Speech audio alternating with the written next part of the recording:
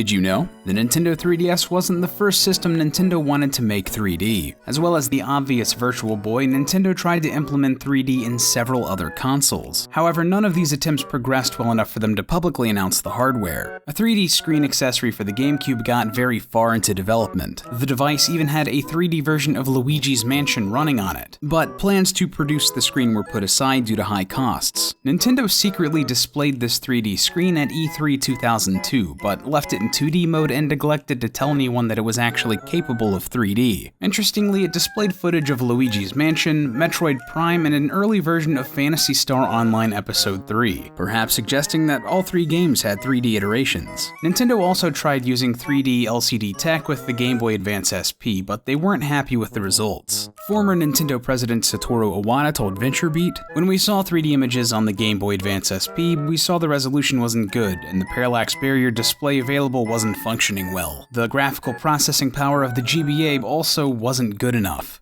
A parallax barrier is a filter placed in front of a screen to achieve 3D without glasses. With this kind of 3D, a screen will show two different images from slightly different angles. These images are broken up into vertical columns of pixels and then interlaced. A parallax barrier blocks one set of columns from being viewed by the left eye and another set of columns from being viewed by the right eye. And because of this, each eye sees a separate image. The brain then processes these two images in the same way it processes depth in the real world, creating the illusion of 3D.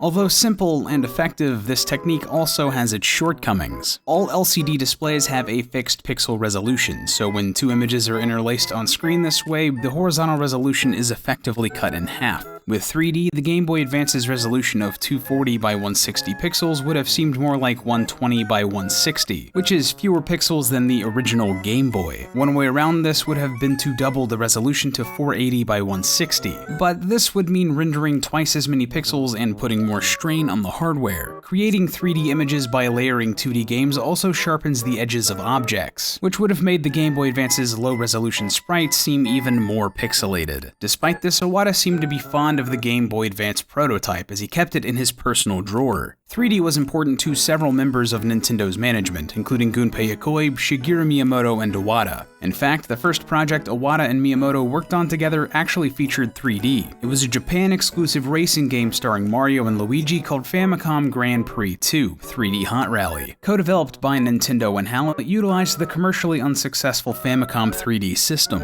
In an Iwata-asks interview, Miyamoto described the 3D feature as having universal appeal, and believes this appeal is why Nintendo tried so many times to make 3D work. Nintendo's main concern with 3D was the consumers. They might not own a compatible TV or be willing to purchase expensive equipment to play 3D games. And if Nintendo were unable to bundle the necessary accessories for a 3D console at launch, not everyone would buy the required hardware. This would negate the point of designing games with 3D in mind, and is what ultimately stopped them from producing 3D products. Miyamoto has stated that Nintendo tried to work 3D into all of their hardware after the Virtual Boy up until the launch of the 3DS, but this apparently wasn't the case for the original DS. According to Iwata, they never thought of doing 3D with the DS, partially due to their previous failed experiments. They were also focused on the dual screen and touchscreen concepts and couldn't focus on or afford to implement anything else. The natural power increase of the 3DS helped Nintendo embrace 3D. The device was powerful enough that they didn't have to deal with the issues that halted the 3D Game Boy Advance prototype. Similar to the unused GBA prototype, the 3DS uses a parallax barrier to present 3D. Nintendo tried to implement 3D with both of the 3DS screens, but ran into problems with the touchscreen. Iwata explained, "As we experimented, we realized that finger marks and other smudges reduced the 3D's impact, and so did the decreased transparency of the touchscreen itself. In other words, a touchscreen and 3D screen do not get along very well." Screens were originally tested using a 3D render of Mario and Luigi, but were later tested using a special 3D version of Mario Kart Wii. Nintendo also tried to innovate outside of 3D. There was actually a 3DS prototype where the D-pad and circle pad could switch positions. For a time, Nintendo considered putting this functionality into the final product, allowing players to physically move the inputs around. Unlike the DS, engineers made the 3DS as small as possible from the outset, which is why the system never received a smaller revision such as the DS Lite or DSi. Surprisingly, the most difficult part of the 3DS to implement may have been the cameras. Although they aren't high-end, the cameras needed to be very precisely aligned. If even one of the cameras was slightly off angle, taking 3D pictures just wouldn't have worked properly.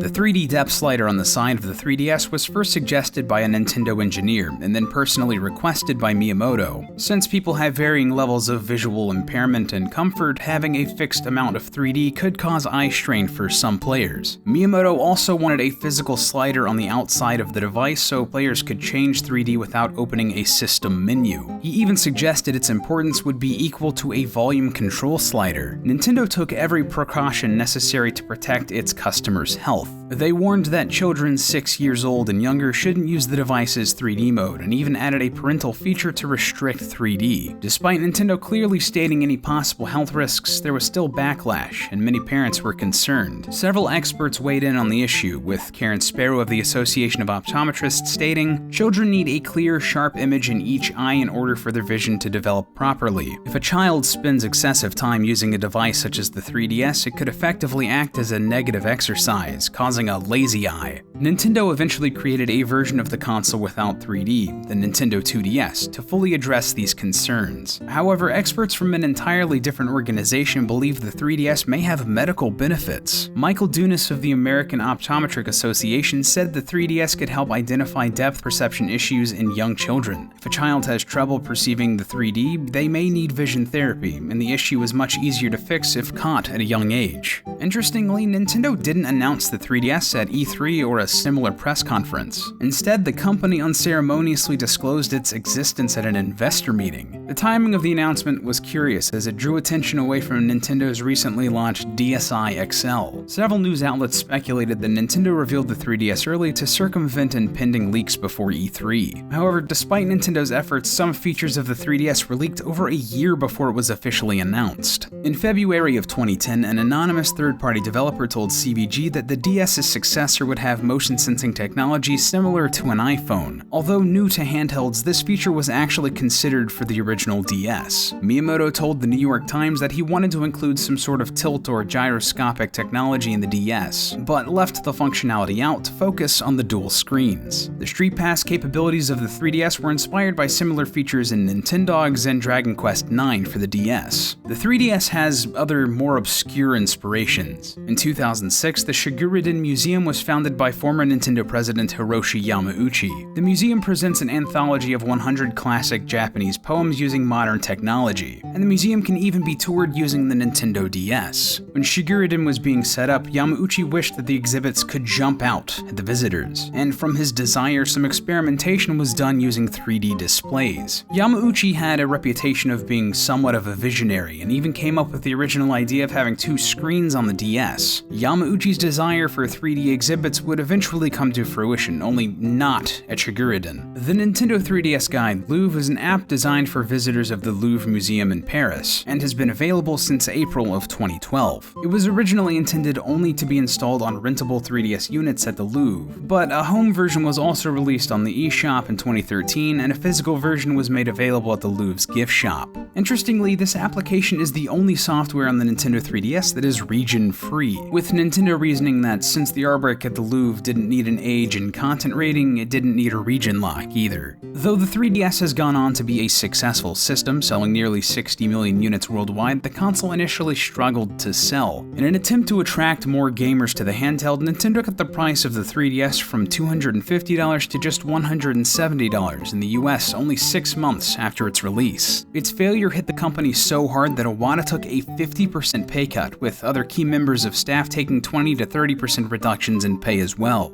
The company also introduced the Nintendo 3DS Ambassador program to compensate early adopters who bought the console at full price. This offered them a set of free NES and Game Boy Advance games from the Virtual Console. The 3DS also has several secrets and Easter eggs, some of which are rather strange. Inside the 3DS, there's a stereoscopic image of a rhinoceros skull. This image was likely used for testing purposes, and can be found in the system's debug MPO folder. Another 3D image can be found in the data for the Street Pass Me Plaza, again likely used to test the 3D. The 3DS eShop also contains the title theme for Mario Kart Double Dash. The exact purpose of the music is unknown, but it has some relation to testing Street Pass. Did you also know that Super Mario World is Mario creator Shigeru Miyamoto's favorite Mario game, or that the game originally used Super Mario Bros. 3 power-ups? For more Mario facts, click the annotation on screen to watch the Did You Know Gaming video on Super Mario World. If you like this video, give it a like. Don't forget to subscribe to Did You Know Gaming for more facts and trivia. And yo, what up? It's Lee from Arcadia. You know what's entirely related to the 3DS because of its magic technology from the future? Star Trek. So why don't you go saunter over to Arcadia and watch me explain to you what I think is the best Star Trek The Next Generation episode so you can fill your ear holes and your eyeballs with some good sci-fi content.